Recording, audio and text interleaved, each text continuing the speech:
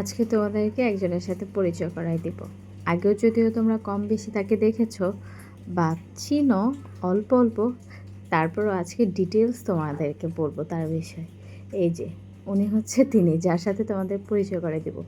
তাকে নিয়ে বাইরে যাওয়া আর যুদ্ধ করা একই বিষয়। মানে তাকে নিয়ে তুমি বাইরে বের হয়েছো মানে তোমার জীবনে যত মানে কি বলবো, মানে কি যত শান্তি আছে সব চলে যাবে।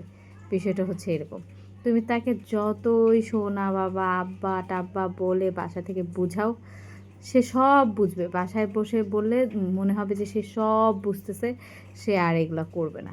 কিন্তু সে যদি বাইরে যায় তাহলে সে সব ভুলে যায়, মানে তোমাকেও ভুলে যাবে। তুমি যে কি বলছো না বলছো সব ভুলে যাবে। তখন সে তোমার সাথে যা করা শুরু করবে তাই তোমার সহ্য করতে হবে। আর শুধু সে মানে সেটা করবে না, সে এমন একটা পরিস্থিতির সৃষ্টি করবে যে তোমার তখন মনে হবে এই বাচ্চাটাকে বাইরে কোথাও বিক্রি করে দিই। ব্যাপারটা হচ্ছে এরকম। তো ওই দিন আমার ডাক্তার দেখানোর ডেট ছিল, তো আমি আজানকে নিয়ে যাব। তো আজানকে নিয়ে যেতে আমি চাই না ওই রকম, কারণ আজান বললাম না জীবন জ্বালাপালা করে ফেলে। তো বের হওয়ার আগে বলতেছিল ও যাবেই। তো ঠিক আছে, ও যেহেতু যাবে তো আমি বাসা থেকে বুঝায় টুঝায় বের করছি যে ঠিক আছে যাব, ঠিক আছে আমি যা বলবো তা শুনতে হবে, দুষ্টামি করা যাবে না, কোনো কিছু চাওয়া যাবে না, একদম গুড বয়ের মতো থাকতে হবে। ঠিক আছে, সে থাকবে। তো সেটা রিক্সায় ওঠা পর্যন্ত ঠিক ছিল। যেই রিক্সা অর্ধেক পথ পর্যন্ত গেছে তারপরে তার শুরু হয়েছে এই যে দেখো কত কিছু যে সে বলতেছে। মানে সে এইটা নিবে ওইটা নিবে, এইটা কিনবে ওইটা কিনবে, ওইটা কিনবে ওইটা কিনবে, ওইটা কিনবে, মানে সে একটা লিস্ট তৈরি করতেছে। মানে সে রিক্সা থেকে নেমেই সে কেনাকাটা শুরু করবে, সেটা সে আমাকে বলতেছে। তারপরে তো আছে কত রকমের কোশ্চেন, এইদিকে আমি অসুস্থ, আমার ভালো লাগে না ওই রকম। আর সে এত বেশি কথা বলে যে তুমি যদি অ্যান্সার না দাও তাহলে সে আরও দ্বিগুণ কথা বলবে।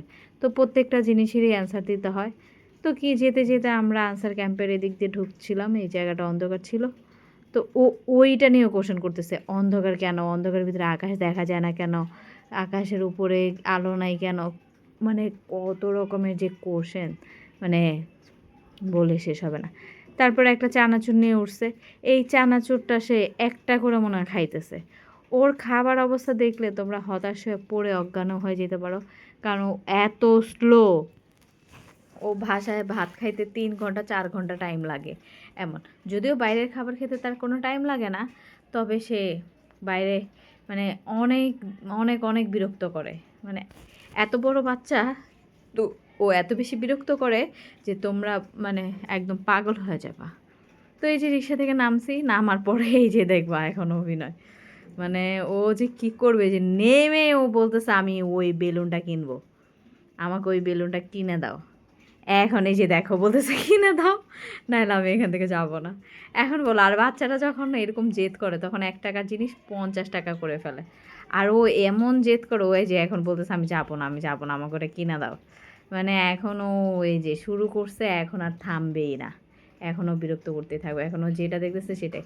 এখন বলতেছে এখান থেকে আমাকে আইসক্রিম কিনে দাও। এখন কিনে দেওয়া যায়, ও প্রপারলি খায় না কিন্তু নষ্ট করে ফেলে। এদিকে গিয়ে দেখে এত বড় একটা সিরিয়াল, এই সিরিয়ালে দাঁড়ায় থাকবো ওই ক্ষমতাও আমার নাই। মানে আমার এত বেশি কষ্ট হয় মিরপুর 10-এর ল্যাবরেটরি দেখাইতে গেলে।